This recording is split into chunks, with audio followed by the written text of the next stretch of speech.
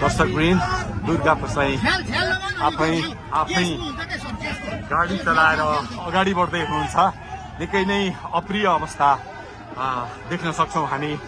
यहाँ प्रहरीले अश्रु ग्यास चलाएको छ।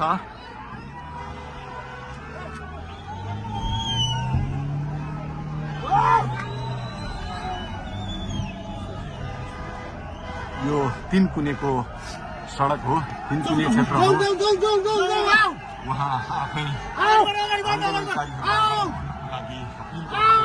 आफै गाडी चलाउँदै अगाडि बढिराख्नु भएको छ। हामी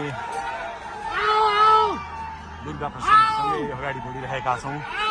यहाँ निकै ठुलो मात्रामा युवाहरूको उपस्थिति देख्न सकिन्छ।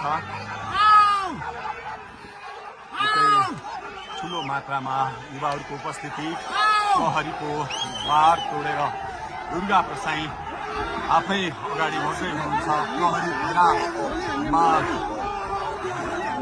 प्रहरीलाई गाडीले पेलेर दुर्गा प्रसाई अगाडि बढ्दै हुनुहुन्छ। हामी दुर्गा प्रसाईसँगै अगाडि बढ्दैछौँ। जहाँ कसैले रोक्न सक्ने अवस्था छैन। दर्शकवृन्द प्रहरीलाई दुर्गा प्रसाई पेलेर अगाडि बढिरहेको भएको छ।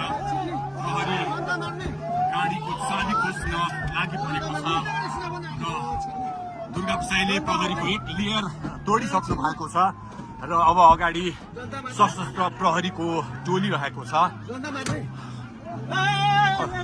उहाँ अगाडि बढिराख्नु भएको छ। यो गाडीमाथि प्रहरीले अन्धाधुन्दा लाठीचार्ज गरिरहेको छ। तपाईँ देख्न सक्नुहुन्छ दुर्गा प्रसाईको गाडीलाई प्रहरीले रोकिराखेको अवस्था। उहाँले यो प्रहरीका सम्पूर्ण सुरक्षा घेरा तोडेर दुर्गा प्रसाई अगाडि बढ्नु भएको छ र यति बेला तीनकुनेको यो पुलबाट अगाडि बढिसकेको छ। यो दृश्य अगाडिपट्टि